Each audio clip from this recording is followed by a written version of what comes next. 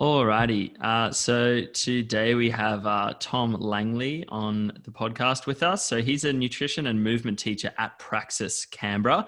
And I met Tom when I was down in Canberra both times, I think. You were training with Tom, the other Tom Emerson, who owns Praxis. So thanks so much for coming on the podcast, Tom. Yeah, it's my pleasure, Pat. It's great to be here and be discussing like my journey with you. I'm really happy to have this opportunity. So I'm keen to dig right into that, man. So let's start off with your story and how you got into this nutrition and also movement world. Yeah, so for me, the journey into movement has started with being very much not into movement.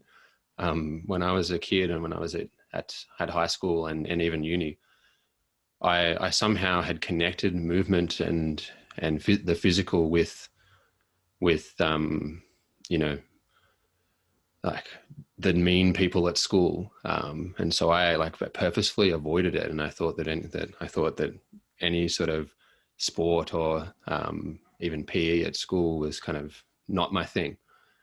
So I spent a long time I did quite well at school. I was a bit of a nerd, and did pretty well at uni, and like sunk my time into my, practicing thinking and the mind quite a lot.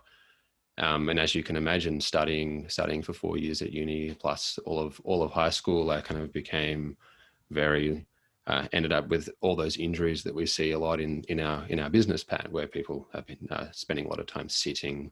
They get a very sore lower back. Their shoulders are hurting all the time. I had a lot of those issues going on.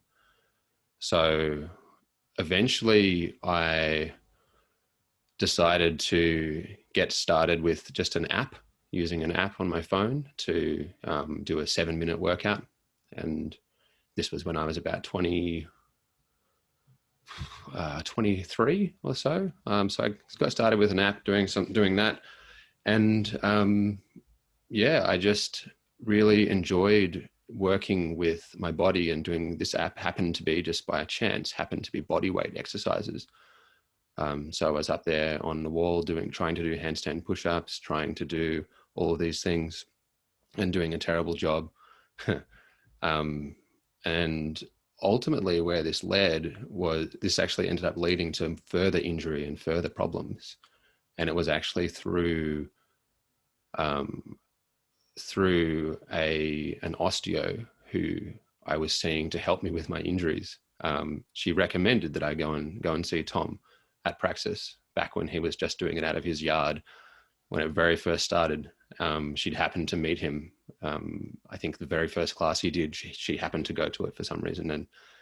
And so she recommended him, and I went to see him, and immediately it hooked me. And immediately I realized that this was the kind of thing that I had been looking for. Like, this was the physical practice that I could get behind. What was it, you reckon?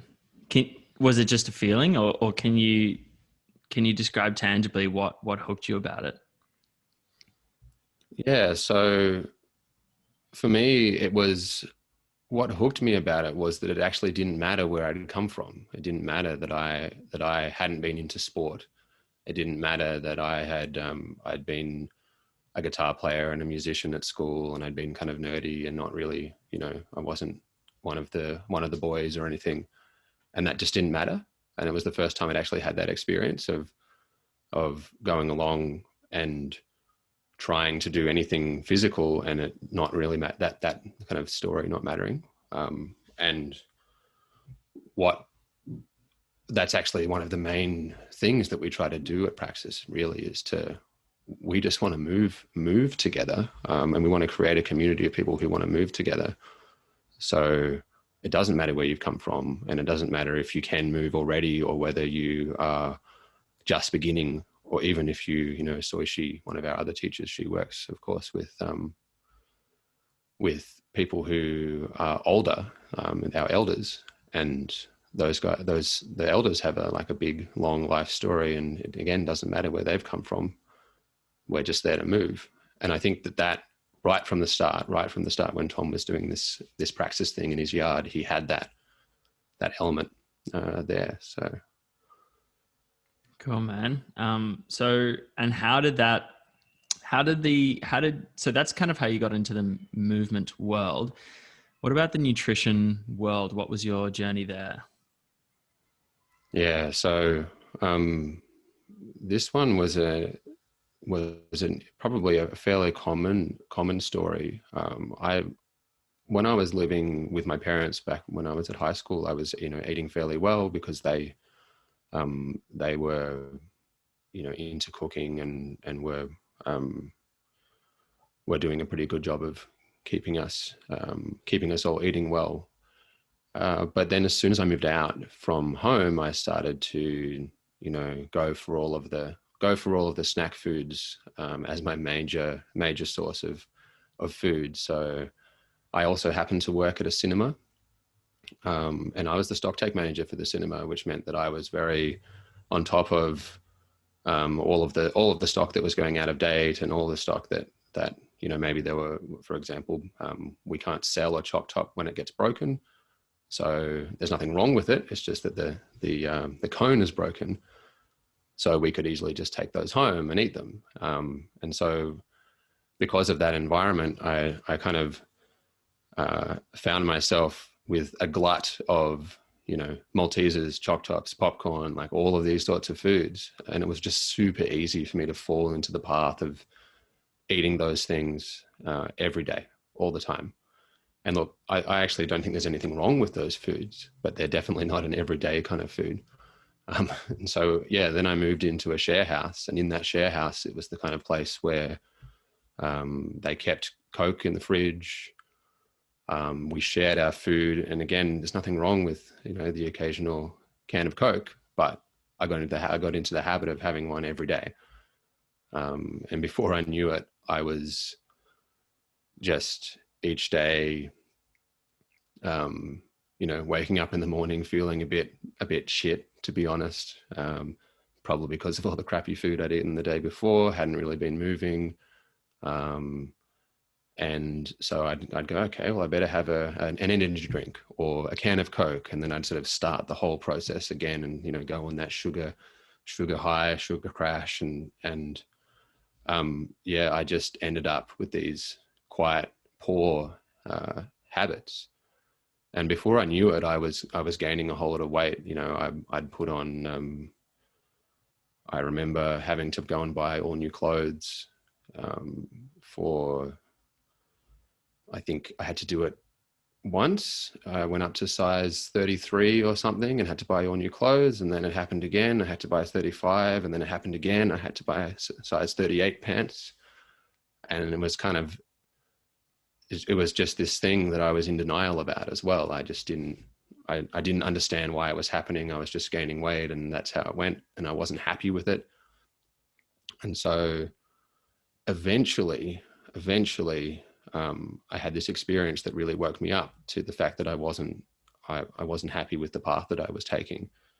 And I remember it quite clearly. It was this moment where I was trying to get up on the kitchen bench, kind of push myself up onto the kitchen bench. I was 21 at the time, and I couldn't do it. There's just no way for me to get up there. And I just remember thinking, wow, I'm 21. I'm supposed to be at the prime of my life. Like, this is the time when, everyone says that you're like the strongest and fastest and like in the best shape of your life. And I can't even get onto the kitchen bench. Like, there's something wrong here. Like, what's happening? And it was in that moment that I just decided, oh, okay, I need to make a change. Something needs to change. And the easiest thing for me at the time was to, I think I've even spoken about this publicly before. What I decided to do was just change my breakfast. And I decided to eat a breakfast that was something that I thought a healthy person might eat for breakfast, which, if I remember, it was some eggs and a bit of salad for breakfast, and a nice piece of toast. And then I did that for a little while and got into the habit of doing that, and then just progressively kept making changes that were, oh, what would a healthy person do? And then I tried to do that. And I was quite successful at that. I managed to lose all the weight that I was trying to lose within it took me about 6 months. And then, like that, then I just continued to research and get avidly into nutrition because I found it to be such a powerful part of all of this made me feel much, much better in the world. I was much happier with my life and where I was. I didn't feel shame about my own body, and I didn't feel embarrassed anymore to be, shirtless at the beach or, even in a t-shirt. And so I was able to, because I was able to do this, and I'd had this serious, good experience with changing my diet, I kind of just became really into what good nutrition can do for people. That's an incredible story, man. I really appreciate, the vulnerability that it takes to share that kind of thing with everyone. So thank you for that. But also it seems as well that, being, overweight and having really bad eating patterns, to turn around in 6 months is quite a short amount of time. What do you think helped you or enabled you to, turn your whole habits around in such a short amount of time? Yeah. So I got pretty obsessed. I got pretty obsessed with it because I saw that the reason I got obsessed is because I made that change to the breakfast that I mentioned and immediately felt better. Immediately, I didn't, get to midday and feel like crap and tired. And I went, oh, okay. It's not just about the weight. This is actually, this crappy diet that I'm eating is actually part of why I'm feeling so tired all the time. And so it meant that because I had that experience so quickly, it meant that I just became obsessed with trying to find all the little bits and pieces in my life that I could try to change that would help me feel better. And it actually wasn't, for a little while there, it wasn't really even about, it started to not even become about the weight loss. It was just me chasing feeling better. And, look, I was lucky that I caught this at 21. I think that my body type, if you look at me now, I'm relatively small. It's relatively easy for me to put muscle on. And I think that my body type that's kind of the standard. That's what my body wants to do. And as soon as I started to give it what it needed in terms of diet, it kind of slipped off. Because even though I had developed these bad habits, I was lucky enough to have only had the bad habits for, 3 or 4 years. It wasn't 15 years. And as we know, like having habits for 15 years, it doesn't mean you can't reverse them, but it just takes longer to reverse them. So yeah. The other thing that I did during that time was that that was when I first started to do any kind of exercise, and I started to ride a push bike, just riding a push bike to uni instead of driving a car. And I think that, for sure, the additional movement there helped. Yeah. Cool. And so the nutritional realization and improvement came before the exercise? Yeah, for sure. Cool. For sure. Because I found that it was very hard for me to do any exercise because as I mentioned, I felt crap. So I felt tired and, depleted all the time. And so as soon as when I changed some of my nutrition habits, I started to feel better and kind of wanted to exercise, wanted to move. So it kind of made it all snowball a bit for me. Yeah. So how would you say that you approach your eating and nutrition now these days? Yeah, it's a really good question. I kind of have alluded to this obsession thing that, and so for me, the journey actually, I became obsessed with trying to lose weight, to the point where I started to do a lot of training and a lot of exercise. I really started to sink into that, as we've talked about. And even after I was doing that, I was still doing all of the habits that I had developed to help me lose weight. And I became obsessed with eating on a strict regimen. I became obsessed with only eating certain foods at certain times, and like a lot of restrictive diets, like cutting out all carbs. I tried keto for a while. I tried like kind of anything that I could try. And if I look back, I noticed that all of the things that I was trying were these restrictive kinds of diets. And I must admit, I think that part of the reason I was kind of drawn to those things is because I felt a bit like I needed to kind of punish myself for having allowed myself to get fat, having allowed myself to go to that place. And it kind of felt a bit like you need to take something away. You need to, be punished. And so I was all of these things that I was doing, they were working to help me lose the weight, but they were actually still kind of coming at the problem from this point of view of shame and like bad feelings.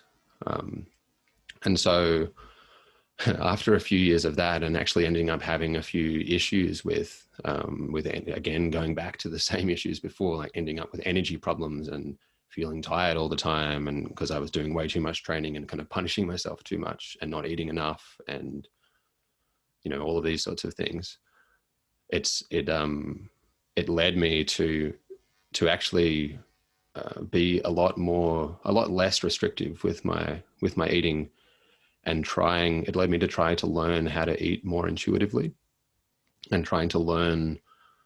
I put practice time into learning what it actually, like learning to listen to what my body needed. So, just an example of this is we've probably all experienced sugar cravings, right? So maybe you see someone eating a bag of, I don't know, some lollies or something, and you feel, I want to eat those lollies. And what I used to do would be, I see the lollies and then think, okay, that's bad. You're bad for wanting those. You're not allowed to have them. And then I had to kind of hold myself, I had to have the willpower to hold up against that kind of craving that I had. But what I found was that I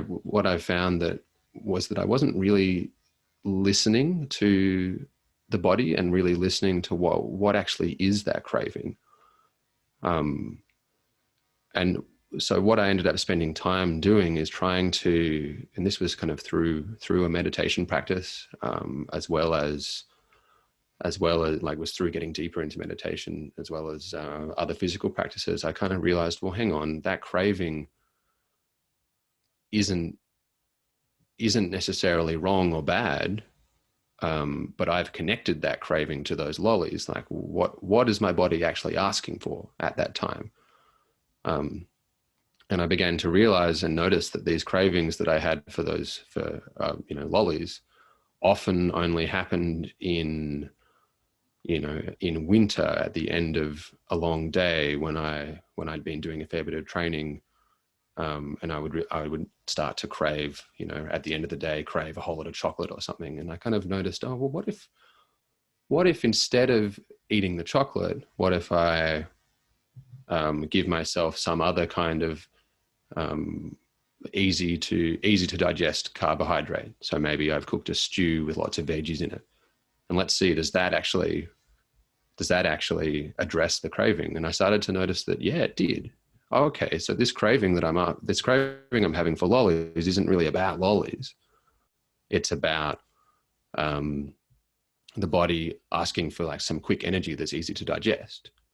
Okay, that's interesting. Now I can use that thing that I've learned, and I'm able to eat a little bit better and make a different and better choice in that particular situation. But really, the skill that I honed there was this ability to listen to what the body wants, and really actually, through trial and error for sure, but really actually like realize that the body is very intelligent and will give you all the information you need, if only you actually listen to it. Yeah. And so the way that I eat now is I try to eat much more intuitively, much more. I don't really have any particular restrictions on the way that I eat, but I do try to listen very, very closely to what I need, and I think it's actually allowed me a lot more freedom, and it has allowed me a lot more ability to eat and make choices that aren't from that place of shame, or from that place of fear that I was in. You know, what if I get fat if I eat this? If I eat a lolly here, or if I decide to have a beer with my friends, you know, and I can listen and learn. I can listen to the body, and what it really needs in that time. So that's kind of where I'm at the moment. It sounds, yeah, I'm again, man, I really appreciate where you're coming from with this, because it sounds like, this is, vulnerable territory, I think, for all of us, in terms of talking about this shame and talking about how that drives our impulses in a lot of different ways, and especially our eating. And I think it's one of the ways in which I think meditation and meditation practice can really change people and change the world, really. So is there a form of meditation? Really, my question is, were you meditating with the intention in mind to gain more awareness in that space of craving, or were you just meditating and the byproduct of meditating in a non-specific way, led you on to having those awarenesses and increasing that space between, craving and behavior? I would say it was a byproduct at first. It was a byproduct at first. And then, so what would happen is that I would notice, I would become curious about these, about a craving, or curious about these kind of messages that I seemed to be getting, that the body wanted a certain thing, or that, I mean, even, yeah, another good example of this is even when it comes to drinking alcohol with friends. So there's nothing wrong with having some alcohol, but often, because especially alcohol takes away some of your inhibitions, you end up having a lot more than you intend to, right? And so I started to notice that when I did decide to have a drink, that there was actually this moment. I just suddenly started noticing that there was this moment after maybe the first drink, or maybe the second drink, that the body would say, yeah, that's enough.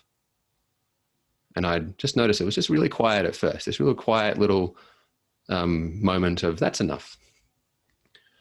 And sometimes I would ignore that and just go on and, end up having too much to drink. And then the next day kind of realize, oh, well, that was a bit, I didn't enjoy that after that point. But then when I started to actually listen to that little moment, I started to enjoy being able to have a drink every once in a while. And actually I really, truly started to enjoy it. Whereas before there was always this, some period of enjoyment, and then this period of, oh, I went too far, And I think those first kinds of experiences started to come just from a meditation practice. And it was just from having started to meditate, I was started to be more aware of this stuff.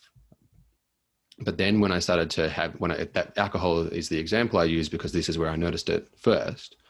When I noticed it and I started to actually use that in my meditation, and then I would start to do things like while eating, I would slow right down and chew the food very, very carefully.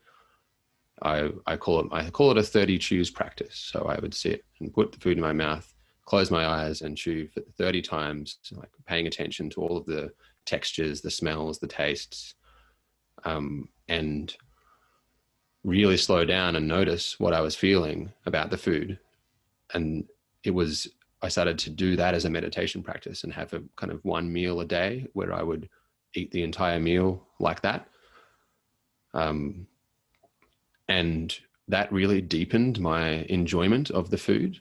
It really, it allowed me to enjoy good food even more because I could actually have time to pay attention to the beautiful textures and the flavors that I was experiencing. And it's interesting because one of the things that I noticed is that if I ever tried to do a 30 chews practice on, say, a bag of chips or those lollies that I was speaking about earlier, it's incredibly hard to eat those foods slowly. They're designed to get in really, really quickly. And it's actually really difficult to pay attention. And so that's why we eat them so quickly, and we'll eat an entire bag of lollies in 10 minutes. But you're not going to eat an entire bag of apples in 10 minutes, are you? You have to do it more slowly. And this actually leads on to like one of my big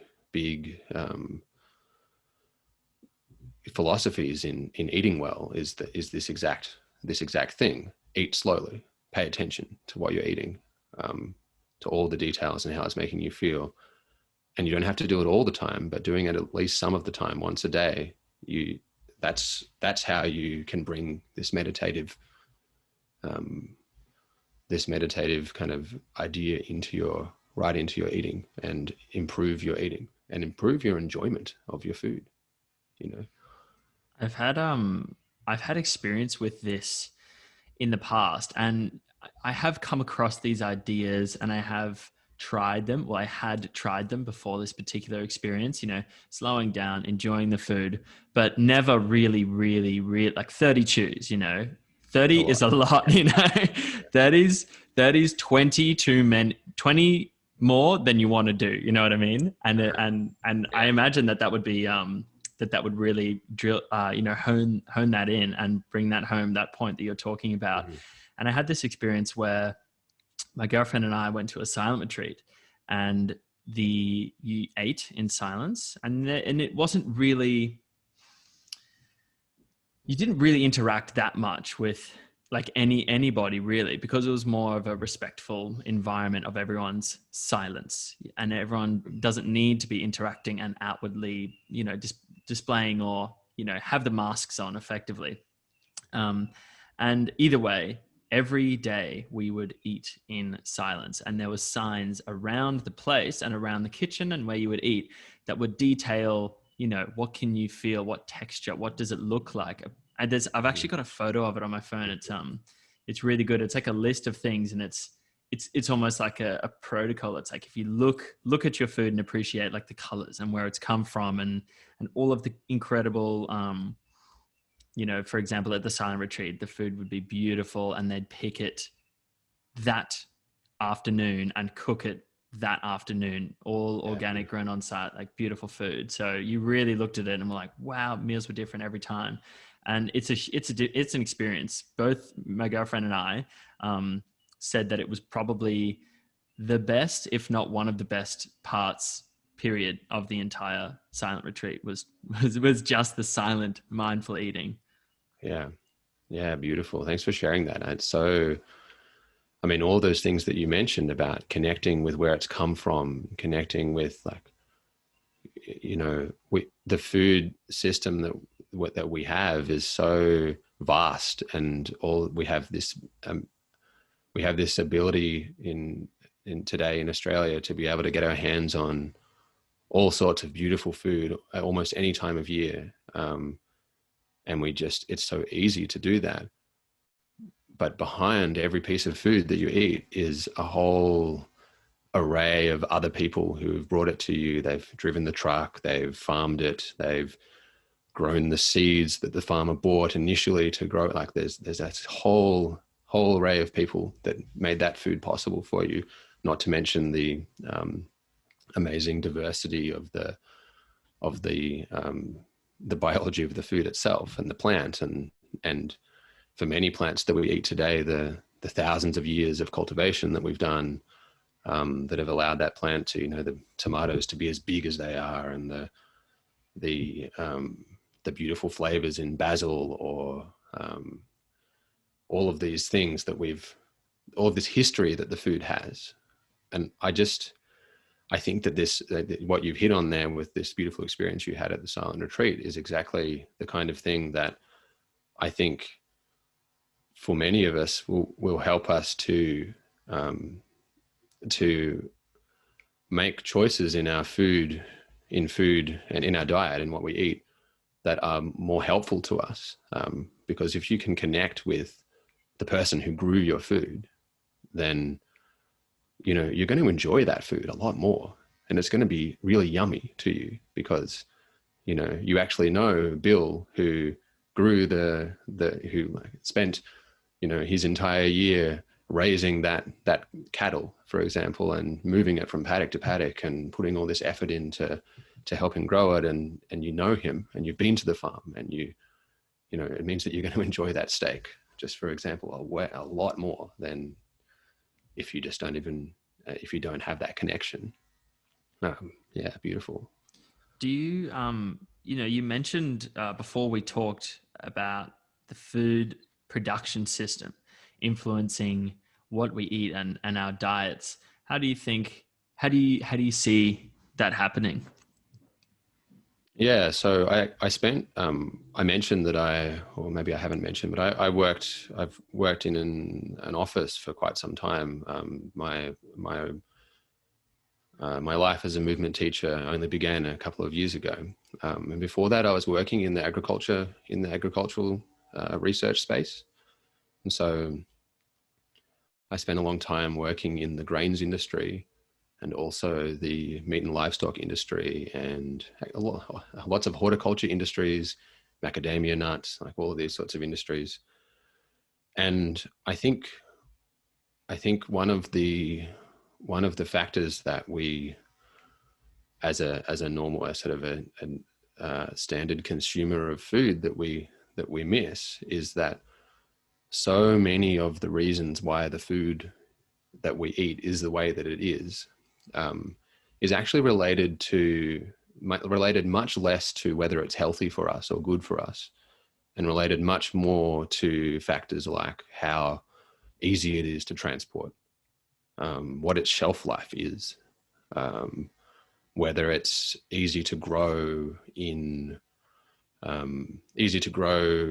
with minimal inputs. So an input might be fertilizer, or it could be chemicals for stopping bugs, or all those sorts of things. And actually, so many of the decisions that are made about how food is, about the food that we eat is produced, is all to do with the production of the food. And I started to notice after 10 years of working in that in the agricultural industry, that really any of the health claims that you see, so even down to something that is ostensibly like quite a healthy thing, like blueberries, the industries will put a lot of time and effort and research into making blueberries that are easy to transport and that don't bruise when they're in the little punnets, so that they look nice when you get them in the shop, and making blueberries that last a little bit longer in the fridge, and all of those factors that matter to someone who's producing and trying to sell you the food. And then at the last step, they go, oh, it turns out blueberries are it turns out this particular blueberry that we've spent all this money and time breeding is also high in this particular antioxidant. Okay, so that's what we'll say. That's what we'll tell consumers, and then they'll buy it because it's high in antioxidants.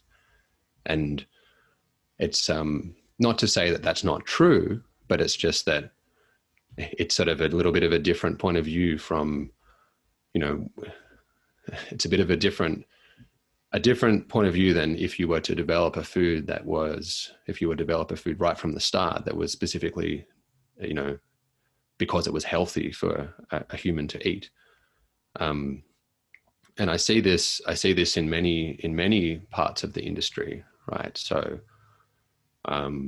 we have, for example, the soy industry is a good one for this. There's a lot of soy is relatively high in protein that compared to other plants. It has a reasonable it's a reasonably complete protein. It has most of the amino acids that are required in it to call it a complete protein. And so what that means is we have, I assume you're aware of this, but what it means is that we have a number of amino acids or little parts of proteins that we can produce in the body, and we also, there's a few that we need and that are required that the human animal can't produce in the body, so we have to eat them. And so to say something is a complete protein means that it has all of the parts, all of those amino acids that we can't produce. And so soy has all of those things in it, and that's true. And so those claims are made about soy, but if you compare it to another kind of food, the easiest comparison to do is to compare it to meat, just say. You see that, yes, it has all of those things, all of the complete, it is a complete protein, but it pales in comparison to meat. And, that's fine it's not to say that it's bad, but it's just that we need to be a little bit more aware of why these claims are made, and in what context they're made. Yeah, I think it's a good principle to be aware of when you're looking at any health claims on any food, whether it's packaged food or not, is to be aware of this, like, who is trying to sell me this food and why, and why. Yeah, it's funny that we don't quite question the things that we buy the most often, but when we go to buy a new car, we'll be so like, the car dealer comes up and you want a car and you want that one over there, and they come up smiling, and instantly you're like, well, you go into a shop, you go into a shoe shop, and instantly the first thing is, I'm just having a look, because you're trying to sell me stuff, but we don't apply the same skepticism to the things that we consume the most and that therefore make the most difference, which is super interesting. Bit of a side question of my own: frozen veggies, so I've heard that the frozen veggies are left to ripen longer than picked frozen, therefore go through less picked and frozen, therefore they go through less processes that are intended to make them last longer through traveling in shelf life. Does that make them better? And then obviously you lose some nutrients in freezing, but like, what's your opinion on those? Yeah, it's an awesome question. I think, you'll get this a lot from me. The more I learn about food, and the more I learn about nutrition and the food production side of things, and just this whole industry, the more I realize I don't know. And often my answers will be, it depends, because it depends. But for sure, it's often frozen vegetables are produced in such a way that the growers are able to actually let them ripen properly, which means that the plant is more, it's in a healthier state. And yeah, they're able to freeze it at that exact moment that it's the greenest and the nicest looking. And the reason why it is the nicest looking is because we actually do have an innate innate ability to understand when something is the most nutritious for us when we look at it. I mean, that's why we like bright colored vegetables. It's why we like, we look at say some parsley, and we know that the parsley that's really, really green and really full colored is going to have more nutrients in it. And we like eating it at that stage. So there is definitely some truth to what you've heard there. Because for sure in other, if you're eating the vegetables fresh, chances are that it's been cut early, so that then it can be transported. And then when it's, after 2 weeks, when it's sitting on the supermarket shelf, it's going to look the best. And there are chemicals and things that can be used to help ripen things after the fact.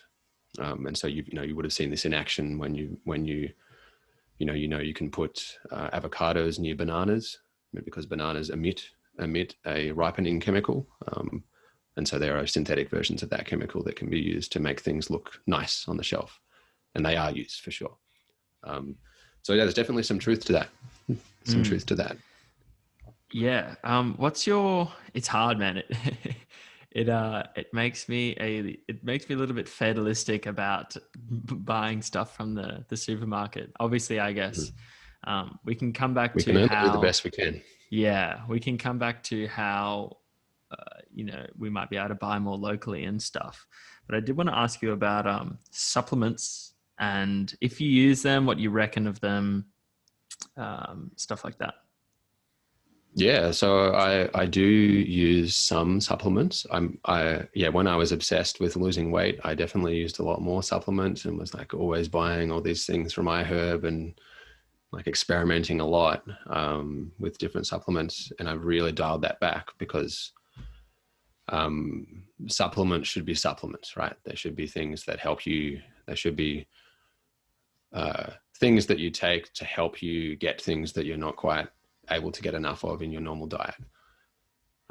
So for me, I'm doing a lot of training. I'm supplementing with things like magnesium. I do a little bit of, sometimes I take a multivitamin, a good quality multivitamin. I find those quite helpful just to make sure I'm covering my bases. But most of the time, the way that I think about this is that I try to eat a diverse, colorful array of foods. And I don't really think, most of the time, I'm not really thinking about specific vitamins or specific minerals, because I think that road leads to, it gets real complicated really fast, and it's not that useful for most people, including people who are doing a lot of exercise and things. The only time when thinking about a specific nutrient is useful is when you've been told by a doctor that you are deficient in something, I think. So maybe your doctor said you're deficient in vitamin D, then you probably should do a little bit of supplementation with vitamin D and supplementation with vitamin sun, get a bit more sun, and that'll help you out.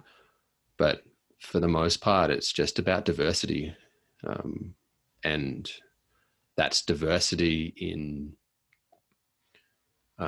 I always think about diversity in terms of the colors of the vegetables that you're eating, different, if you eat meat, different kinds of cuts of meat. So eating some organ meats as well as eating the muscle meats.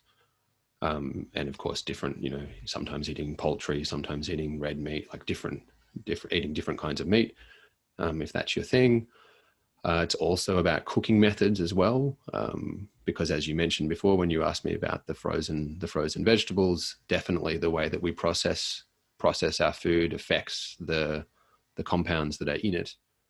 And so many people have heard that boiling vegetables or steaming them destroys the vitamin C, just as an example, and that's true. But also boiling and steaming vegetables makes other nutrients that are in whatever, in whatever the vegetable is, that makes them actually available, so we can actually get access to it when we eat it. And so what that means is we just need to have a diverse range of cooking methods as well. Sometimes frying something, sometimes eating it raw, sometimes steaming, something, just trying different things. And I think that this is, if you do that, then mostly you won't really need to supplement that much. But yeah, if you're looking for specific supplementation recommendations, and really the main ones that I do is the multivitamin, just to cover my bases. So I have a good quality one. I've forgotten the brand, but maybe I can share it with you later. And I do, at the moment, I am supplementing also with creatine, just a little bit each day. Find that one quite useful. And I just cycle that on and off, maybe have it on for 6 weeks and then go off it for 2 months. And just, it's a sometimes one for me. And then, as I mentioned, the magnesium supplement, and that's about it, really. So why creatine as a sometime? The research that I've done on creatine leads me to believe that unless you have a specific reason not to take it while you're training, like maybe, for example, getting into what the kind of training that we do, body weight, strength and whatnot, you're putting huge load through the tissues adapt. Well, the ligaments and tendons, they adapt slower than the muscles. Maybe if you're increasing your strength at a faster rate with creatine supplementation, then your ligaments and tendons would lag further behind, and therefore it might place more stress on them. But apart from that, I can't think of another reason not to take it. But I do notice that I've never really met or known anyone in this landscape. Like in the movement culture, it seems a lot of people eat low carb, and and no one really supplements with creatine. But if you go into the bodybuilding world, it's an obvious one. Yeah, for sure. So actually, I'm really glad you asked me about this, because actually the reason that I am doing it, cycling it at the moment, is because I'm doing a little bit of a self-experiment and trying to understand whether, you mentioned that you've read the research on it, and I have as well. And research is super useful and important, and it's especially as my job is, teaching nutrition and helping coaching people in their nutrition space. I need to be reading and on top of all that research. But I also think it's an important part of an individual's journey with their eating and how they eat, that they should be experimenting with things, and they should be seeing how things actually impact them. And so, actually the reason why I'm cycling at the moment is because I think it's useful. It seems to be useful, and I do seem to perform a little better, both in the body, and also it has some cognitive benefits as well when I take creatine, but I'm not sure. So I'm kind of playing with it at the moment, but it's to the point where at the moment I think I would, if people are into it, I would actually, as you say, get most people to use it. But again, my recommendation would be to cycle it a little bit first, see what the impact is on you as an individual. And then if it's going really well, then, use a little bit each day. I think the recommended dose is 5 grams per day. Is that right? Is that what you've, And so that's where I'm at with that one at the moment. I think it's kind of a useful one. Yeah. It brings up a good point in terms of the self-experimentation. And I think that it's such a powerful tool because of the complexity of our biological systems, our psychology interacting with that as well, which can also confound our self-experiments as well. Wow, I'm taking creatine. I'm swollen as right now after one day of taking it. How do you know? It's so hard, but it's ultimately, you only know when you take it away. Yeah. Oh, man, that's a really good point, actually, because I was going to ask you, how do we fight that kind of, like, for example, there's complexity. You don't know how it will interact with you. So self-experimentation is kind of like the gold standard, but there is a massive subjectivity to that. And, and confirmation biases and all kind of other biases, how would you, advise people become a little bit more objective about how the foods or the things that they're doing, the interventions that they're approaching are influencing them? Yeah, it's a really good question, and it's something that, it's something that as a nutrition coach, even though I know a lot, I have a lot of knowledge about this area. I have a lot of knowledge about the food systems and how it affects my body. And even though that knowledge has proven to be very useful, where I've got the most bang for my buck in this area is actually through taking a little bit of a humble pill and getting help from someone else to be able to point out those things to me, because actually we do need that external observer to show us those things, because it's very hard from within our own experience to step outside that. And with some time and a bit of practice and having a good coach or a good nutritionist or whoever you choose to work with in this area, I think you can get better at it yourself. But I don't think that the need to have an external person help, observing yourself and experimenting on yourself, I don't think that the need really goes away. And it's definitely been a lesson I've learned multiple times while doing my own self-experiments. And so when you're talking about having someone else's feedback, give us an example of what that would look like. Yeah. So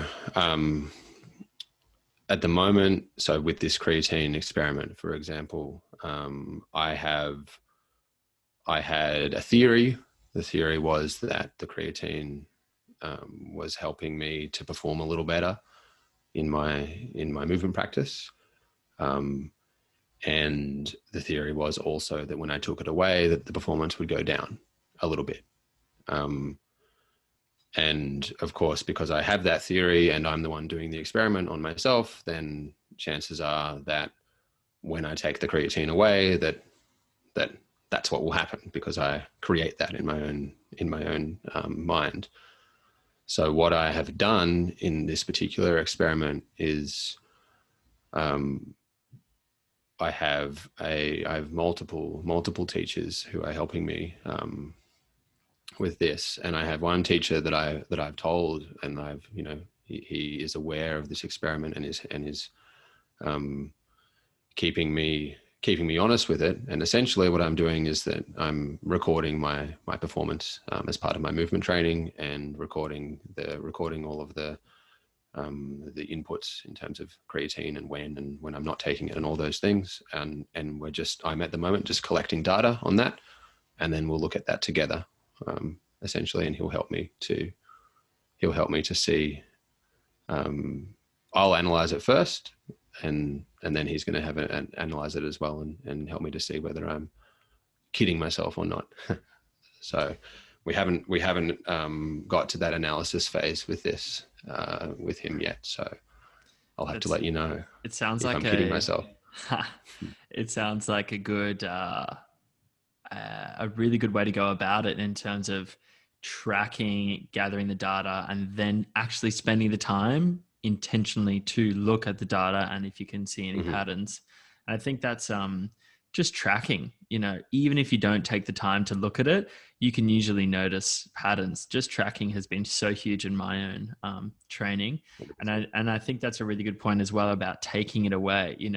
It's often times with these interventions, the onset is slow. Creatine, there might be a loading phase of, say, a week or something. That might be a bit of a quicker spike that would allow you to have a contrast from a week ago.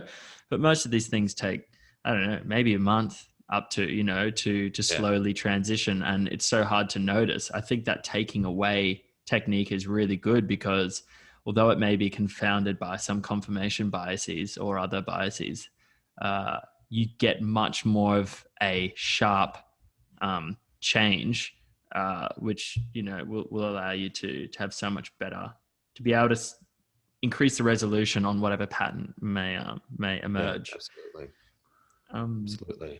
so, in terms of diets and diets that you've tried and stuff like that, keto, carnivore, vegan, all these kind of things, do you think, like, are they good? Are there good bits? Are there bad bits? Obviously, I guess you wouldn't really recommend a diet. You'd recommend a more mindful eating kind of Yeah. layout. But that being said, people do come into their experience with preconceived notions of what a diet should look like. Yeah. Yeah, and it's actually this leads on really well from our discussion there about experimentation, right? I think that diets are super useful experimentation tools because in many cases, you've got a protocol, right? You've got this is how you do carnivore, or this is how you do veganism, or, this is how you do keto, and you can follow a protocol and see how it impacts your body. Where I think diets fall down is in long-term sustainability. Unless you are going to change your whole identity to fit in with the diet, which, that maybe that's what you do want to do. Maybe it's not, but unless you're going to change your entire identity to fit in with that diet, it's not going to be something that you can stay with. And then what's the value of it? Like, what are you learning from it? And so I think that the way that I approach diets is, and I haven't done this yet with the carnivore diet. I'm seeing a lot of,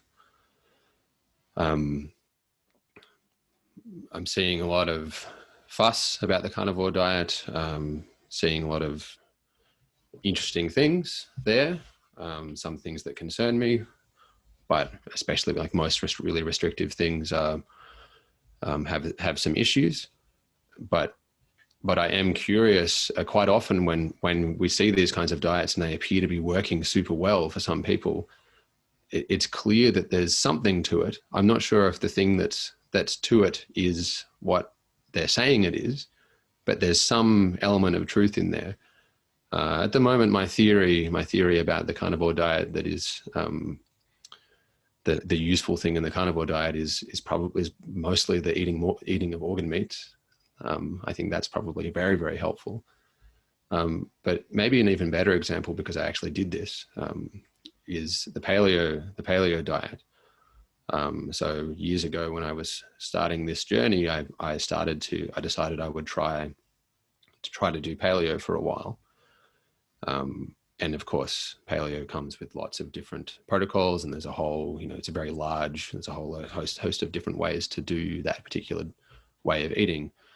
But what I did was I experimented with it for a while and learned from the diet a few, key points: whole foods, eating things that are much less processed, and mostly trying to understanding the value, like understanding the way that the human body deals with carbohydrates a little bit better and using them a little bit more judiciously. Right. Those are the kind of key factors that I learned from that diet, and I learned them through doing, basically. And so that was the real value in the paleo diet. But I wouldn't say that I now eat paleo. Even if you look at my diet now and you might actually see elements of it in the way that I eat, it's not something that I've taken on as a descriptor for how I eat. And I guess this actually leads in, I think, to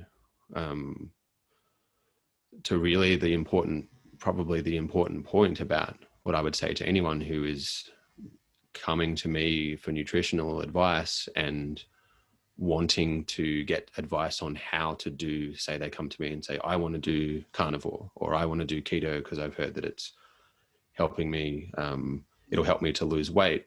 is that last bit's actually the important bit. So, okay, you want to do it because you want to lose weight. Okay, so that's what the goal is. And then no one wants to lose weight just because they want to lose weight. People want to lose weight it's actually quite often, it's always deeper than that. Maybe someone might come to me because they want to lose weight. And the reason they want to lose weight is because, once we dig a bit deeper, is because they are really scared that when their grandkids are a few years older, they won't be able to play with their grandkids anymore. And that's why they're there. That's why they're talking to me. And then all of a sudden it kind of becomes not about the keto diet anymore. It's actually about being able to play with the grandkids, and that's much more tangible. That's something that we can work with, that's something that we can make some choices about how to approach food and eating that will get to being able to play with the grandkids. And maybe that will include some keto stuff. But this is where I think we kind of following these protocols, these diet protocols isn't really, for most people, it's not really ever actually what the goal is. And I think we need to, as individuals, we need to get a little bit clearer about why we're doing what we're doing. And I think that's the path, really. Yeah. I think that's such a good point. And I think that so much of everything really there's always a deeper reason, you know what I mean? And so much of, I think especially in the movement landscape as well, maybe the movement landscape is coming around to it. Like, for example, body dysmorphia and in the aesthetics kind of community is realized. And then there are problems that people have with their nutrition that are kind of, acknowledged by, society and whatnot. But it still seems to be like a massive hole in the discourse, especially in training, for example. Why do you want the one arm handstand, or why do you want whatever thing it is, do you want that, or do you want the things that's going to give you? Are there other ways to get those things? Like, for example, you're saying, are there other ways to be able to play with your kids in a sustainable manner? That's going to maybe include some weight loss, but maybe not focus so centrally around it, and maybe develop some of those shame cycles and things that we're talking about as well, Yeah, for sure. And I see this often with, we connect something like a diet to this goal that we're trying to achieve, and then the diet becomes the goal. This happens. I've seen this happen a fair regularly with. And now I don't want to poo-poo on veganism or vegetarianism. I actually think that those are they're really great ways of eating, and there's nothing. I don't have any particular issue with those things. But what happens is, just for example, is that someone might decide or learn that veganism is the way that we can be sustainable.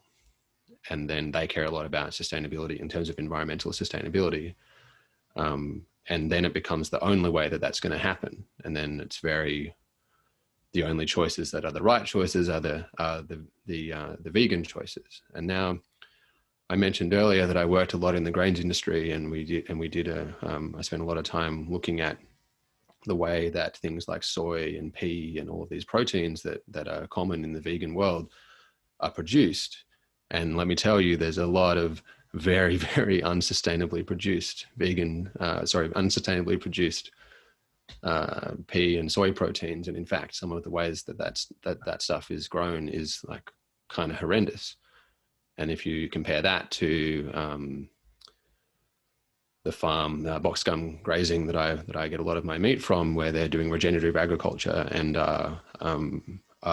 leaving their little block of land much, much better than when they found it, you kind of ask yourself, well, what's more sustainable here?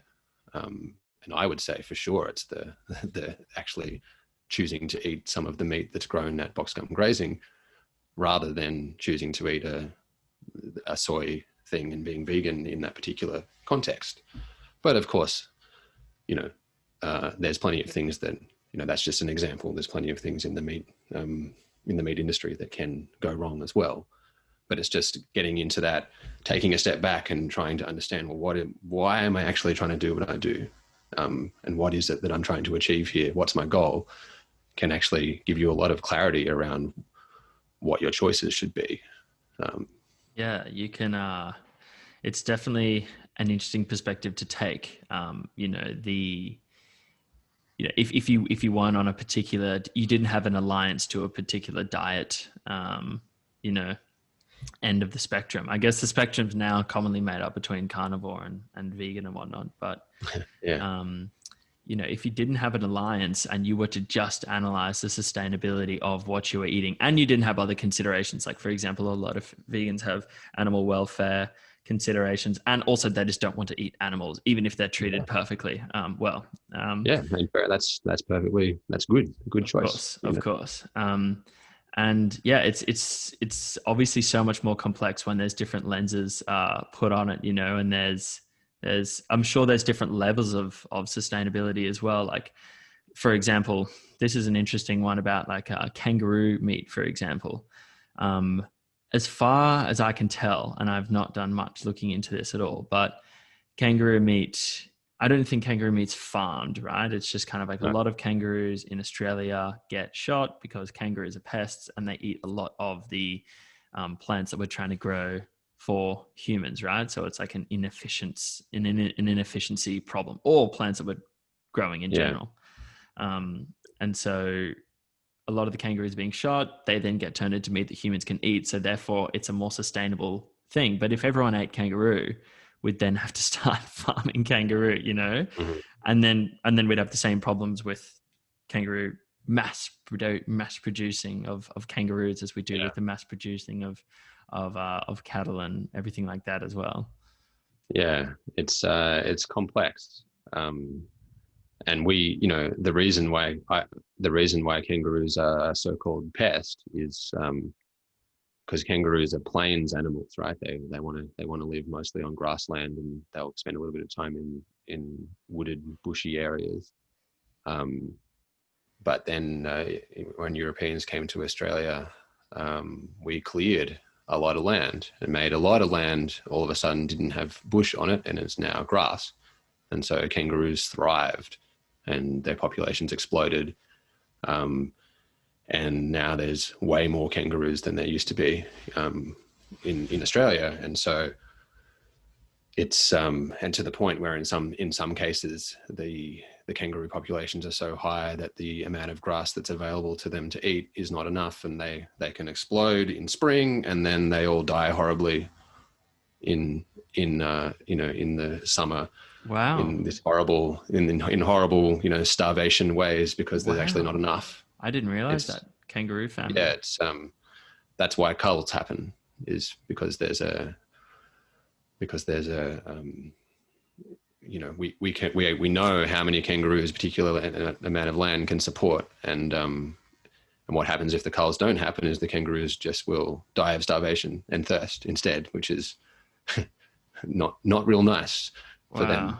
It's a bit nicer to get, we've decided it's a little bit nicer to just get shot one day and have a little bit of a happier life than to die of starvation. So yeah. Wow, I didn't even realize that.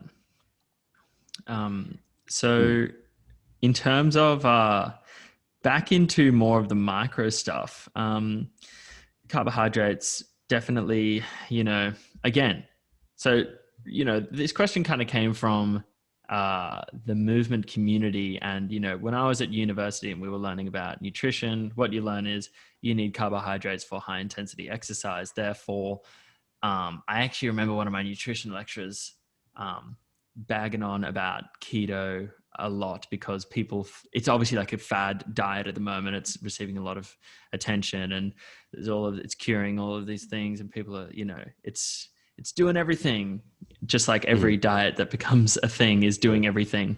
The magic bullet, Exactly. It strikes me that a lot of the people in our community train high volume, relatively high intensity, like resistance training, although it doesn't seem very common that people eat much carbohydrates. Even I'd say people eat more towards the keto carnivore side. Why is that? What effects does the carbohydrates have in our training, and is it sustainable to have those kind of practices with those kind of diets, or is it not as efficient as it could be? Yeah, I mean, this is a complex question, because I think again, it goes back to what your, as an individual, what your goals would be. So if you want to perform, assuming that you as an individual handle carbs well, because there is a bit of a spectrum of that as well. Some people don't handle carbs very well.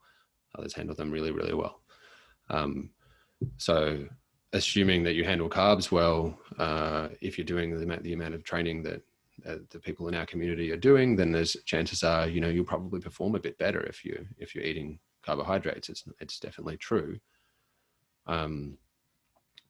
But I think it also depends on what you want to do to your body in terms of digestive stress, and how much of the time your body is in this state of taking food that you eat and turning it into body mass. That's a kind of a stressful, your body has to do a lot of work for that to happen. And I think that one of the reasons why people in our community, and I don't know this for sure, but I think one of the reasons why people in our community tend towards less carbohydrates and more kind of keto approach, is that in the keto approach, there's a little, I think there's a little less strain on the system, in terms of, always having to be building, but it does mean there's a little bit less performance probably, and a little bit less growth, and kind of your, depending on how you do it, you're more likely to have, depending on how you do it and depending on how you respond to keto, you're more likely to be able to do the training in terms of having the energy for the training, but you probably won't necessarily be, thriving and getting big muscles and having the bodybuilder type reaction to the training. And I mean, yeah, it's a complex one. I think I would say that for me, I actually do eat quite a lot of carbohydrates, because again, with these experiments that I've referred to, I used to eat fairly low carbohydrate, and then I decided to, okay, what if I take that away and add carbs? And I must admit, I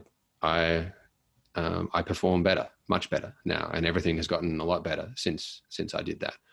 I recover better from training. Instead of having a mid-morning slump and feeling kind of really tired after training for a couple of hours in the morning, now I feel fine all day and have energy and feel good. And that's just eating a little bit of fruit after training with breakfast. And I've gone from, and I think I handle carbohydrates quite well. And I know this because I've spent a bit of time testing my own blood sugar and kind of watching how it responded to various kinds of carbs at various kinds of timings. And I did a bit of experimentation here. And I've found that I seem to handle it quite well. And so I do eat quite a reasonable amount of carbohydrates when I'm training. But then I also pair that, I think I get both effects here, because I also pair that with occasional fasts and periods of time when I'm not training as much, and I'm in this sort of this state that the body is, instead of the body being building, the body is kind of breaking down a little bit and refreshing and I think really we speak about this a lot in movement practice, where we talk about we want the ability to have strength. We want to be able to be really strong, but we also want to be able to be really soft. You know, we have these kind of competing opposite qualities that we're trying to develop in the body. And I actually think it's the same with eating, is we want to have times in our lives and periods of time in our periods of time where we're eating well and growing and getting bigger and doing, getting, there's growth happening. And then we also want to have times when maybe we're having a little bit less and we're not growing as much and we're not performing as much and we're just having the opposite happen. And we want actually both things to be happening.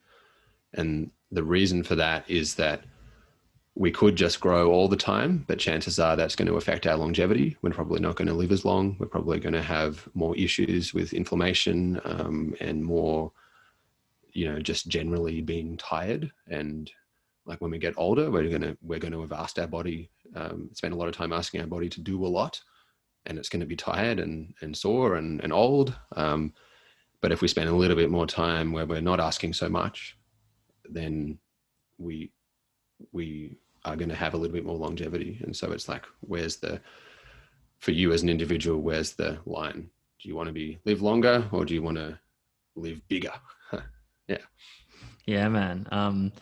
That's funny. It brings up something that I've thought about a little bit as well, in terms of that, the things that seem to be good short-term nutritionally don't seem to be good long-term, and the things that seem to be good long-term aren't necessarily good short-term. And there's obviously, there are nuances to that as well. But I have this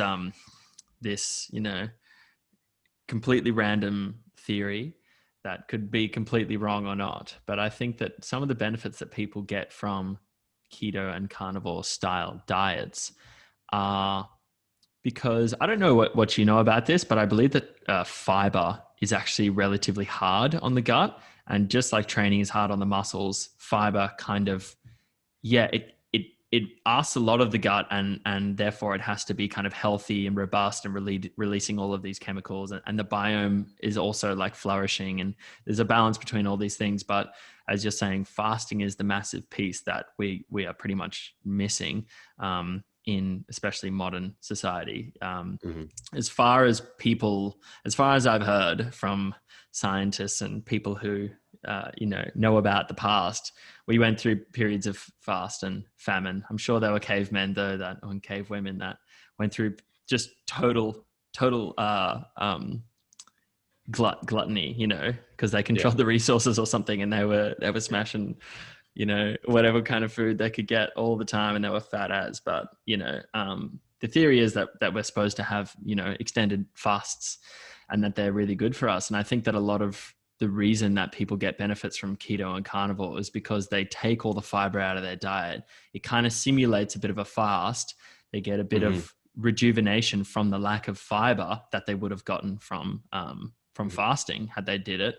And then, and then obviously there's other things that happen as well. But I think that could be definitely have a part to play. But fasting, I think I think there's definitely something to that theory, because you're definitely right. Fiber is, there's a reason it's called one aspect of fiber is called insoluble fiber. It's because it's sort of, we actually can't digest it. Where the fiber is used primarily, it feeds the gut microbiome. And especially if we have a gut microbiome that is not, perhaps it's been developed through years of eating foods that, eating all those lollies and chips and stuff or popcorn that I was talking about, and that's all you eat, then you're going to develop a particular kind of gut microbiome that will thrive on that stuff. And it's one of the reasons why those foods can be bad is that the gut microbiome that thrives there isn't doing much for us in terms of our health, whereas gut microbiome that thrives on more whole foods tends to be also producing compounds and things that we need. There's a symbiosis between us and that kind of gut microbiome, because that's the kind of food we've been eating for 10,000 years. We've been eating that food for a long time, so there's been a chance for those bacteria and things to actually develop that symbiosis with us. I think it's a good theory. I think. Thanks. Cheers, man. I am interested in still digging into fasting. And so do you ever take extended fasts, or do you try and have a more consistent intermittent fasting kind of schedule? Yeah. So at the moment I'm doing, I'm fasting each day in the morning. So essentially I skip breakfast and I eat breakfast at 12 or 1 or something or so. And I've had some good success with that. It has been a little bit challenging to eat enough food in the eating window in the afternoon, so lunch and dinner. It's been challenging to eat enough food to support the amount of training that I'm doing. So sometimes I feel like I'm eating, I have to eat 3 meals worth of food in a very short space of time. But I have had some success with it. And I'll define success in this case, which is that I've managed to, I'm quite lean at the moment, and I'm enjoying that. That's good for me. And I'm also feeling pretty switched on in terms of my mental clarity in especially in the morning for my teaching and for private sessions and the various amount of computer work that I'm doing. There's something about eating definitely, and digesting definitely takes energy and takes the energy out of here and into the gut. And I want to, so I'm having some success at the moment with fasting, allowing me to make use of my brain a bit more in the morning. I also, every few months, I'll also do an extended fast, 2 or 3 days. And in that fast, I have just water and coffee or green tea. And I find that really, really useful reset. It clears up very quickly any kind of gut issues that I might have developed. And so what I mean by that is sometimes when I'm, in the feast part of my cycles, especially I mentioned I'm trying to eat enough to support quite a lot of training. And so sometimes I do notice that the gut, the digestion stops working quite as well. And I might notice that my feces is different by the end of those periods. Maybe I have a little bit more gas or just some slight issues like that. And of course I can try to address those things by changing what I'm eating. And I do try to do that, but something that really, really helps sort out any of those issues is just spending a little bit of time off eating. So yeah, I've been finding that pretty useful. Do you do any fasting? So I don't do any intermittent fasting at the moment because I find that it's hard to train in the morning fasted well, I find.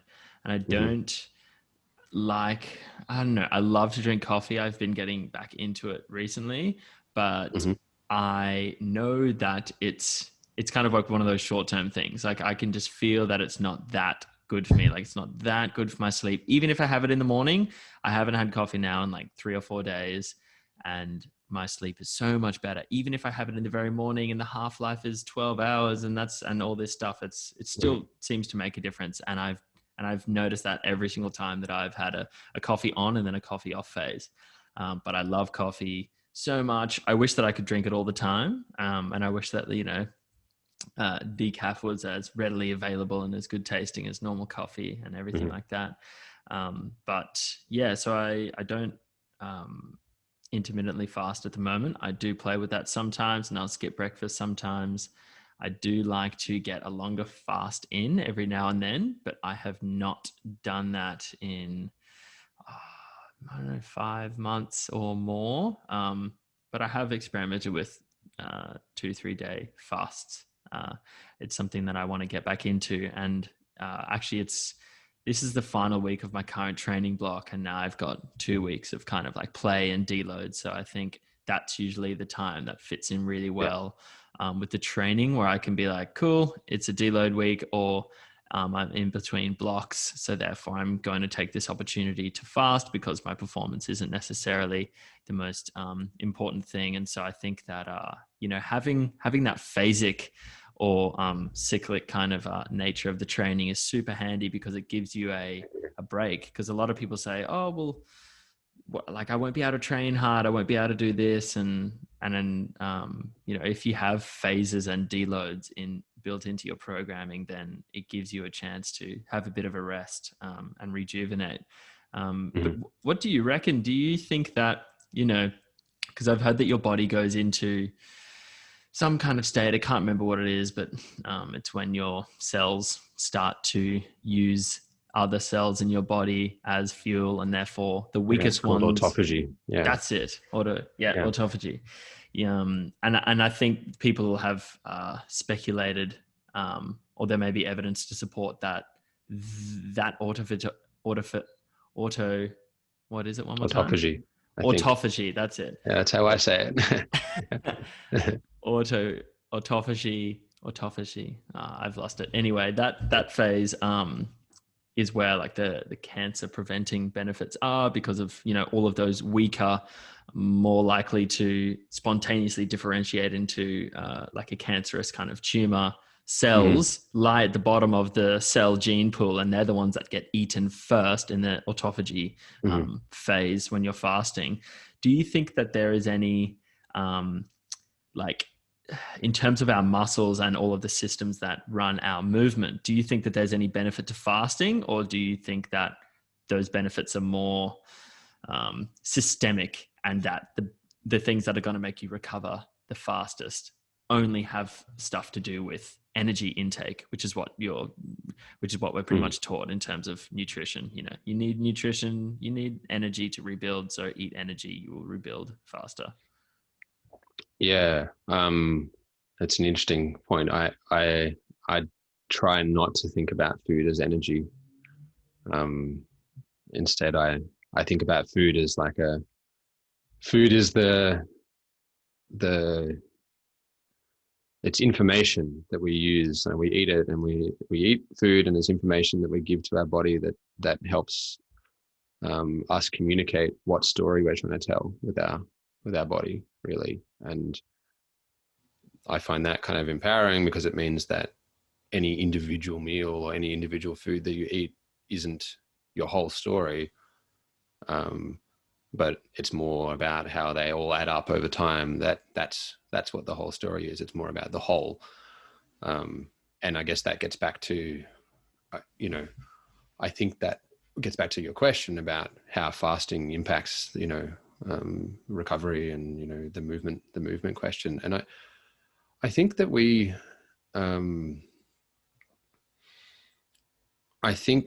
need this story about autophagy that I haven't done any of the research myself, but I've read a lot of the research, and I think that the theory at the moment, the going theory is what you suggested, that the body, like being constantly having food available and constantly having the food is not just the energy, but also all of the other, like the protein compounds and the fats that are there. I mean, fat is what makes up our cell walls. The proteins make up all the bits and pieces in our body, like the collagen in our hair, and that old adage that we are literally what we eat. All of that is true. So if we have food and energy constantly available, then the body is always just going to be looking into the gut and into the digestive system for that, and just going to be constantly building new things. And that means that given that our bodies are producing billions of cells all the time, sometimes there's those mistakes that happen. Sometimes there's things that go wrong. And that's kind of what cancer is where something's gone wrong, and then it kind of keeps going wrong, and then it snowballs and just becomes a problem.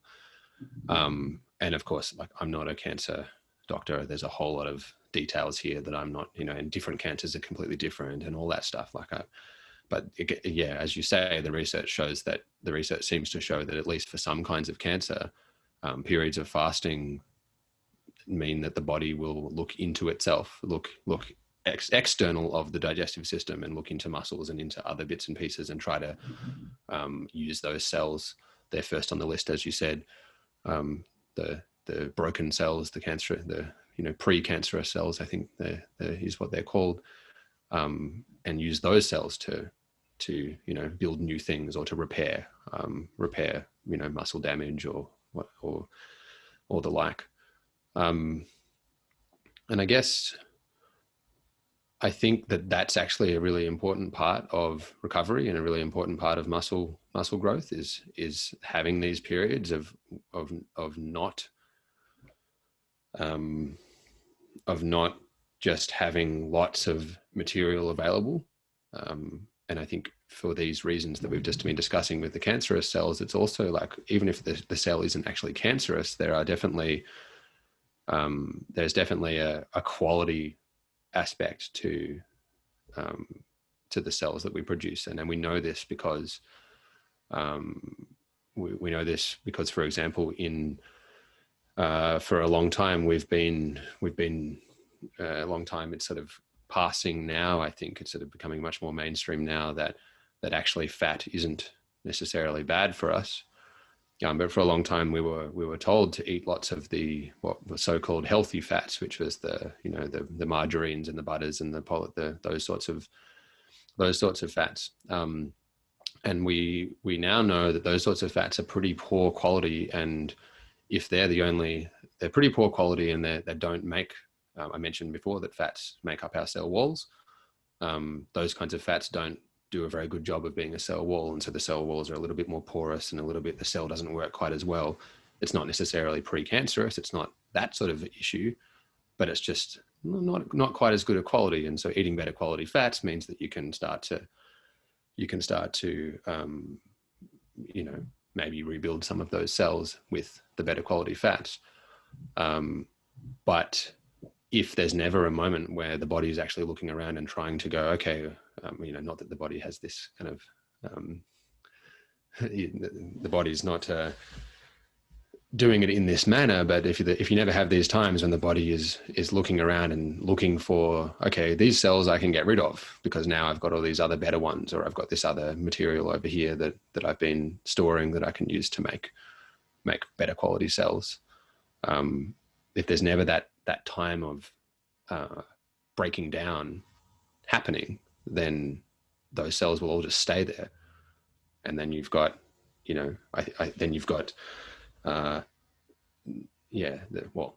bad quality cells hanging around, and your body isn't going to work as well as it would if you also have these sort of breaking down periods.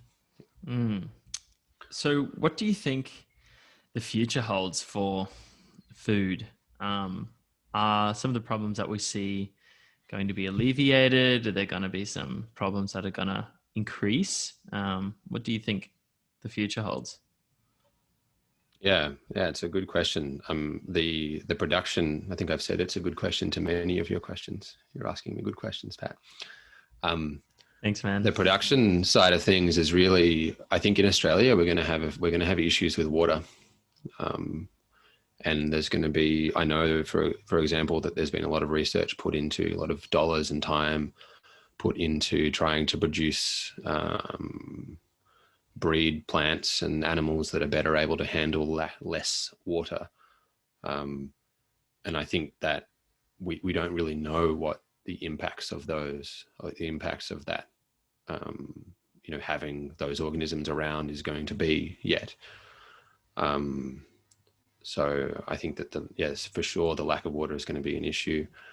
And I think, I hope that our future, in terms of, in terms of the eating side of food rather than the production side, us just eating our food each day, I hope that we are getting to a point where one of the things that I notice about, veganism, and also about carnivore, and also about paleo, and also about all of these diets, is if you look carefully, a lot of them are saying the same thing, which is we need to eat higher quality food. And if you look carefully at carnivore people, they're definitely talking about, eat grass-fed food that's really, have really nice quality meat. And if you talk to vegan people, then most of them are talking about trying to get the best quality proteins that you can, and looking for stuff that's organic and all of that.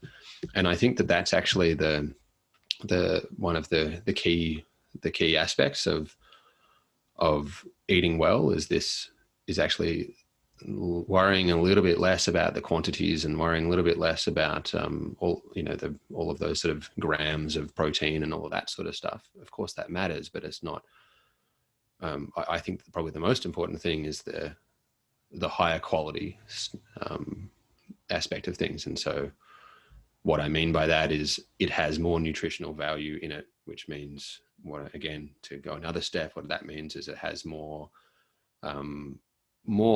compounds in it, in the food that we eat, that the body can actually access to turn into the good quality human that we're wanting to be.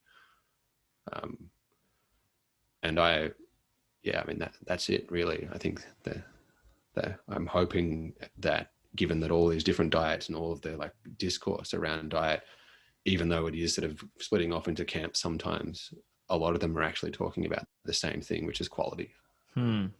Yeah, that's true. And it's a good observation. And I hope that these, the organic movement and the awareness around this spread, so that people have more access. Because at the moment, the choice that we have pulls us towards the cheaper option.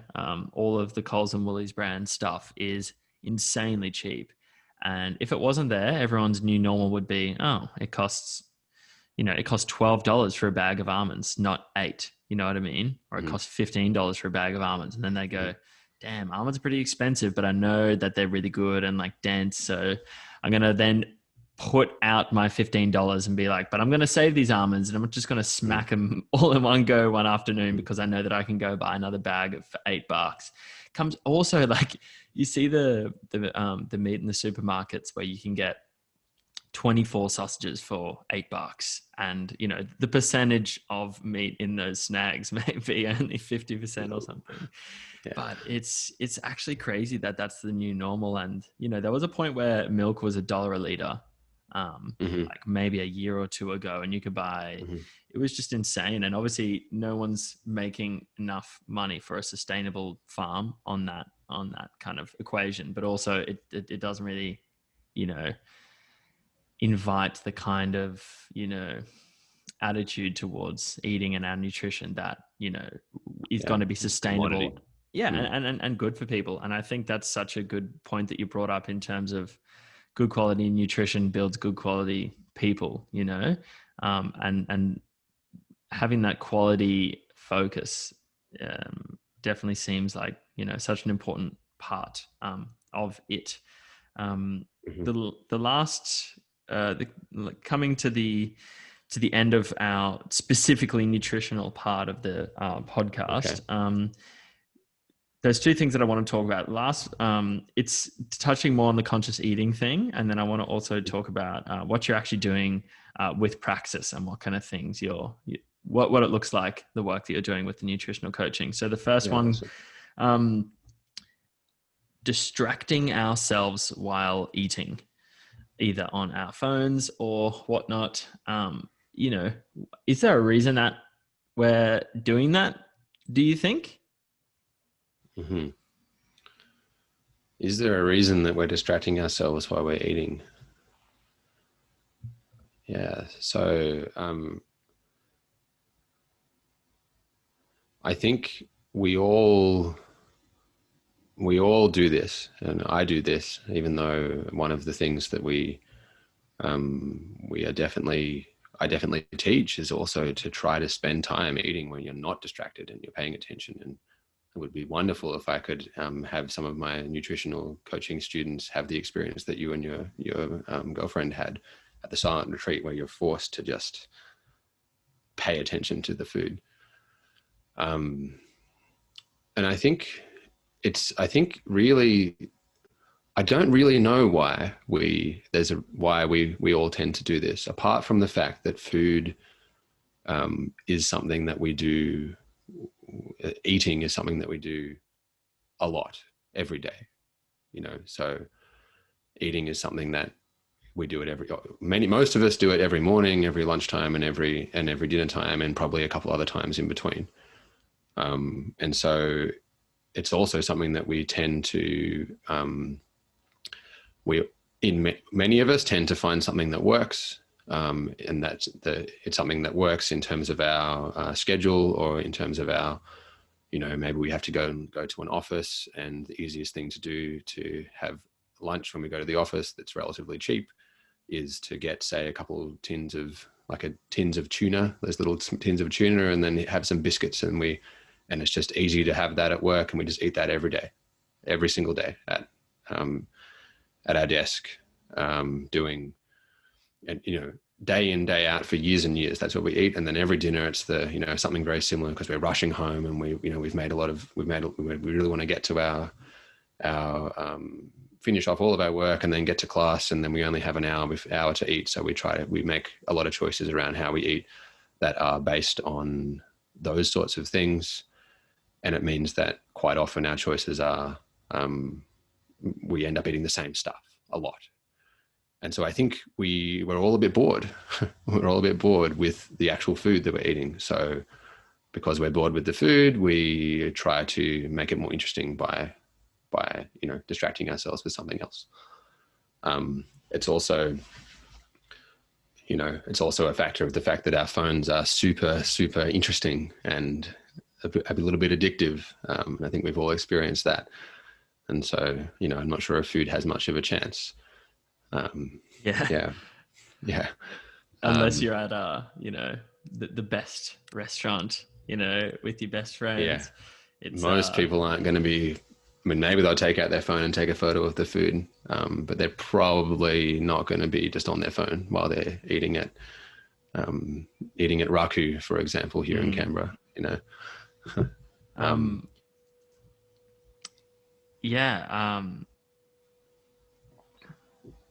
So if we're going to talk about the Praksis nutrition coaching, for example, what does that look like if I was to come to you?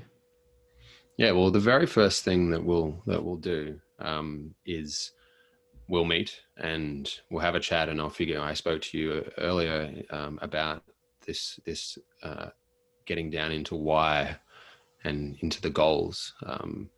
And I think that'll be the first thing that we'll do, is really try to dig in a little bit deeper into why you're talking to me, and why you want why you're looking for some help in this area.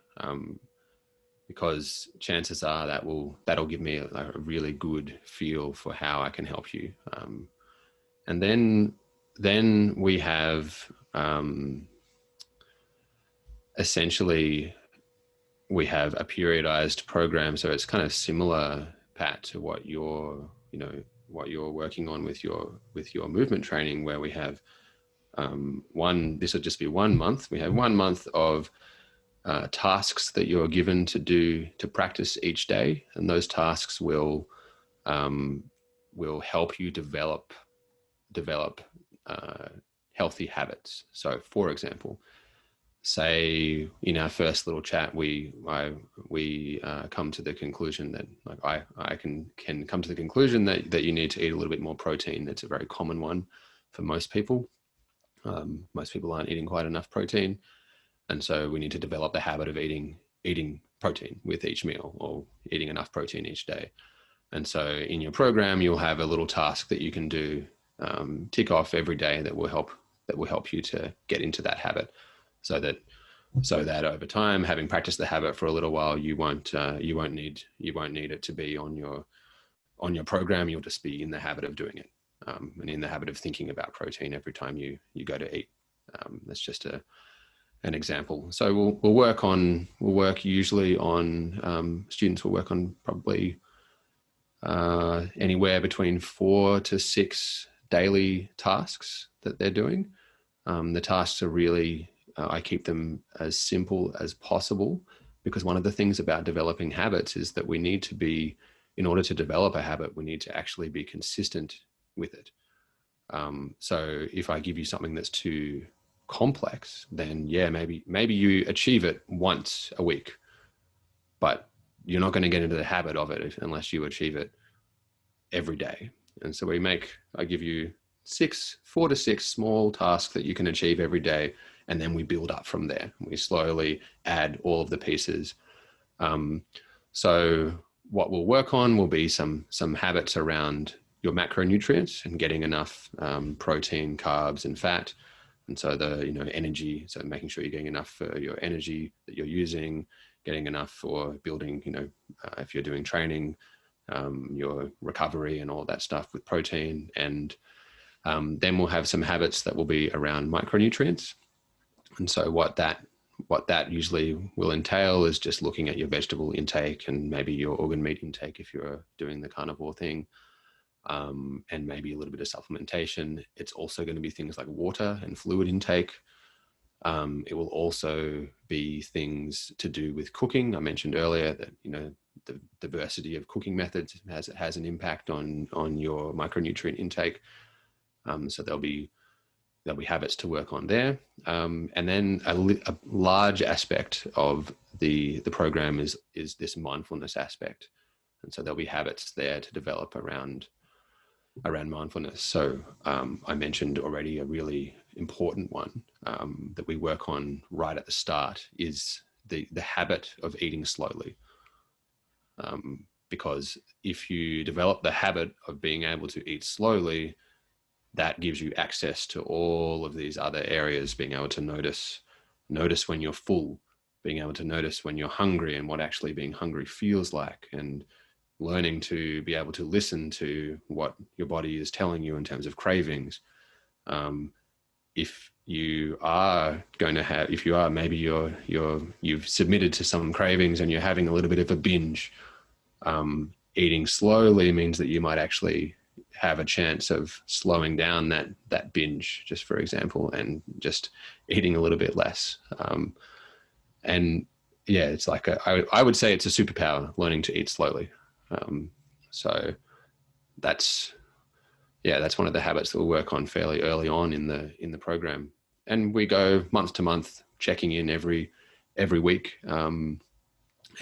with each other on how you're going, developing the habits. And we personalize depending on what you want to do and where you're at, and go from there. So sounds like such a good approach. And I haven't really heard anything like that, really, in terms of using the phases and building those habits, especially around the mindfulness and stuff. And I can only imagine that would be, incredibly effective. For the I think without the mindfulness, you, I can give you a program that says, here, eat this, and give you a macronutrient profile you need to hit, and I could even write you a meal plan and tell you exactly what to eat. But then as soon as I'm not there, what do? And so we develop this mindfulness aspect alongside there are going to be times where I am going to be telling you with a little bit more detail of what you should eat, so that you can start to learn what eating well feels like. And then right alongside it, you're also working on the mindfulness aspect and feeling and paying attention to your body. And so you start to actually be able to figure out for yourself what eating well, feeling good actually feels like. And then I think that's where it's like, my job, what I would really love to do is to work with people to the point that they don't need me anymore and they can do it themselves. And that's like, I've had a few, my most successful students are in that boat, and it's wonderful. It's exactly what I'm aiming for. It can take some time for that to happen, but I don't want to create this dependence on this other external input, which is me telling you what to do. I want to give you empower you with the ability to learn and experiment on yourself. Yeah.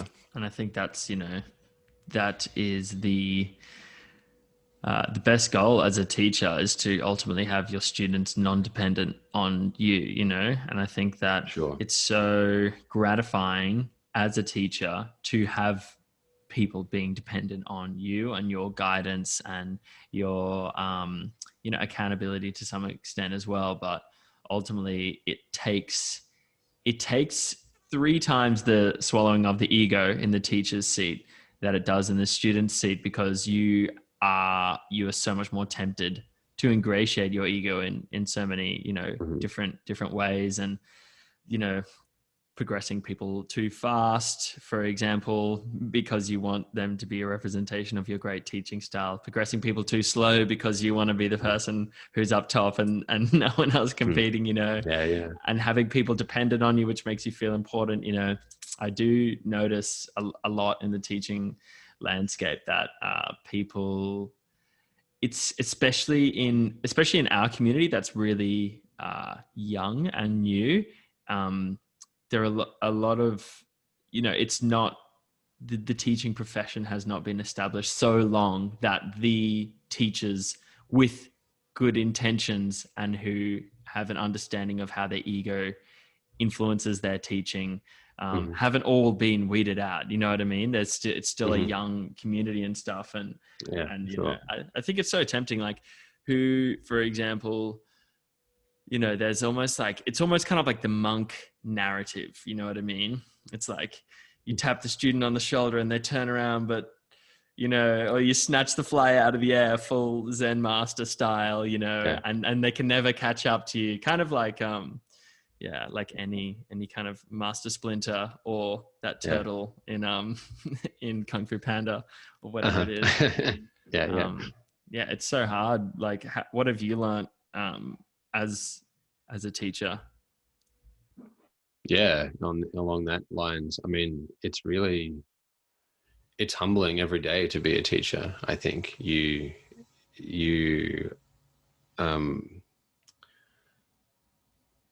at every turn, your students are teaching you, I think, whether it be directly you learning something new from them that you didn't know before, or whether it be them responding to a way that you tried to teach in an unexpected way, and you realizing, oh, that wasn't my intended response. So hang on, this person is actually a person, and they're not just a student, and it's not all about me as the teacher. Actually, it's always about the student and how they're progressing and whether they're achieving whatever goals it is that they want. And, of course, as a teacher, you have to have some ego and some, values and things to stand up for, because that's what, there's a clarity a clarity of message that you can get, that you have when you are able to go into the world and have that speak clearly about what it is that you're trying to teach.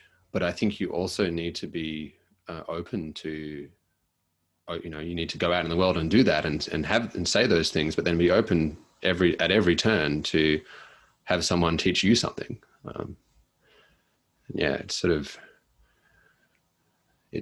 Even just this morning teaching my movement classes, I had a student respond to something in a way that was unexpected, and I've now learned to change my approach a little bit, for that particular movement that we were doing is to do with spinal work. And this was a student who'd had a spinal injury that I haven't seen before. And in the ensuing discussion that we had about it, and she shared with me her experience with the like her experience in doing what I had been asking her to do, and how it had made her feel kind of uncomfortable in a way that I wasn't expecting. And we ended up getting to a point where she was able to do the movement in a way that didn't make her feel uncomfortable, but it was sort of a completely different perspective that I'd never seen before. And I think that in that moment, she and I actually created something. Like, what's really cool about it is that she and I actually created something completely new and amazing by the fact that she spoke up, and that I was able to listen and not approach that moment with the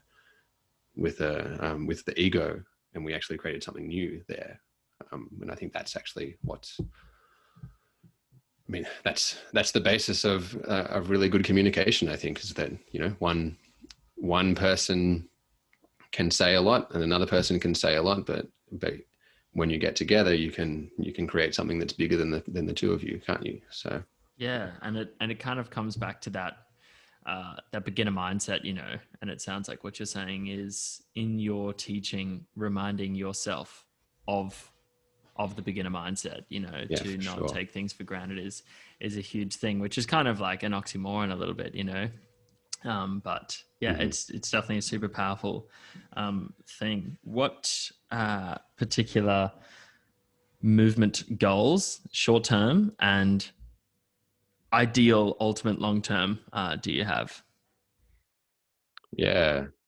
So short term, I actually injured my shoulder back in March, and I injured it. It was a very, very stressful period for me. So I, as often happens when we are super, super stressed, the body is more prone to getting injured, and so it happened, and I'm still dealing with the repercussions of it.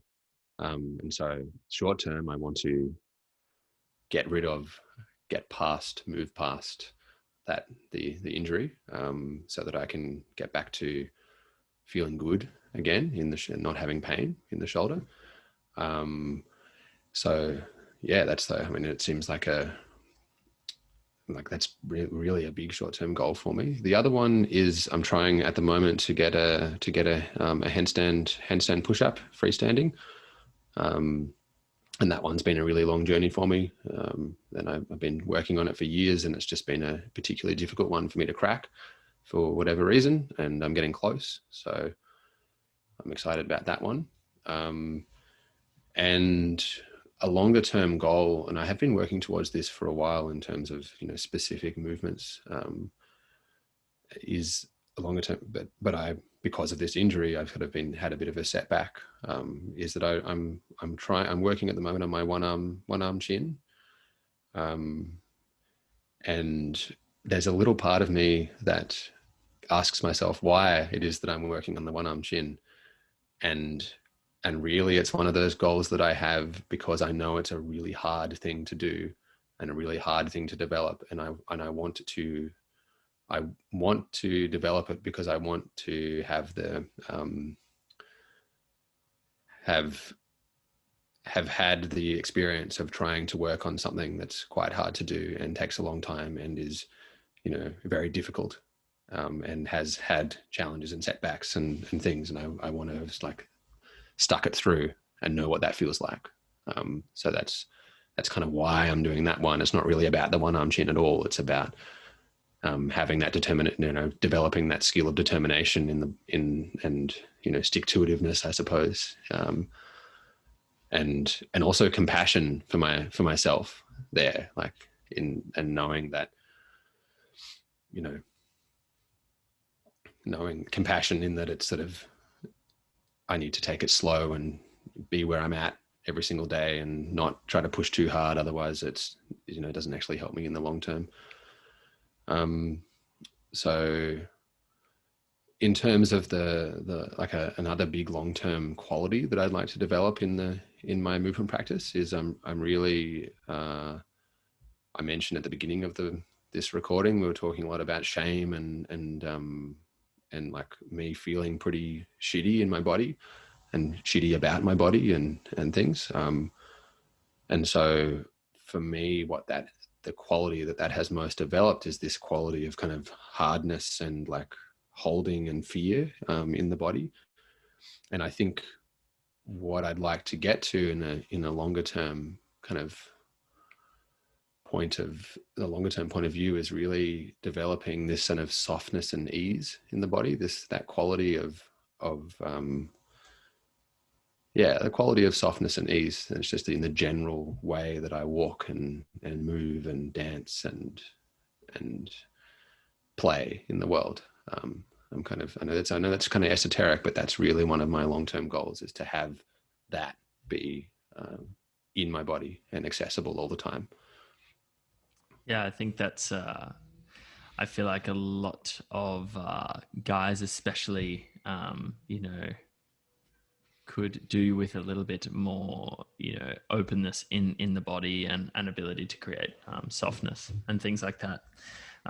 So Tom, we're going to move into the back end of the podcast. I'm going to ask you a series of quickie questions, and with ideally quicker responses or more concise responses. And just short, quick questions. The first one is, do you have a keystone habit or practice that once you do it, makes everything else in the day easier? Meditation. Yeah. First thing in the morning, 5 o'clock in the morning, meditate. Awesome. That's my answer as well. Yeah. What have you recently changed your mind on that you believed or thought to be true for a while? And it doesn't have to be insanely recently.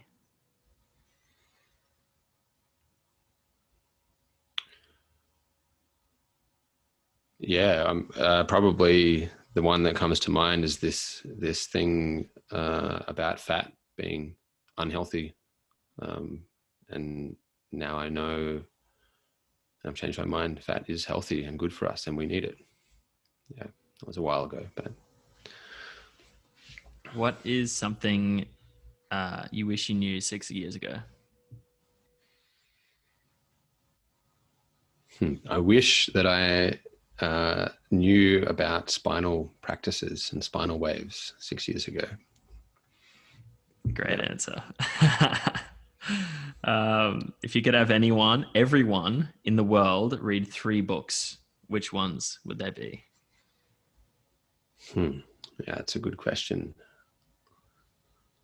Some ones that come to mind just quickly are the James Clear Atomic Habits book. I think it's very powerful. King, Warrior, Magician, Lover. That one's super, super good for all those men out there. I think it's very good. And I think, what's the name of that book? Yeah, I'm struggling to remember the name of the particular book, but there's a Brene Brown book. The Power of Vulnerability. Yeah, that's the one. Yeah, I think that. Well, there's a few that she's written, and I think that she is a very. Yeah. I think that most people need to read some of her work. Whether it's Daring, there's one called Daring Greatly. There's one called The Power of Vulnerability. I think anyway, a Brene Brown book. You can Google her and just choose any of them, and it's probably going to be helpful. Yeah, she's great for sure. Last question, Tom. This is one of Tim Ferriss's questions that I always loved him asking at the end. And he said, if you had a huge billboard that hypothetically millions or even billions of people would see, kind of daily, what would it say? Slow down. Damn. Slow down.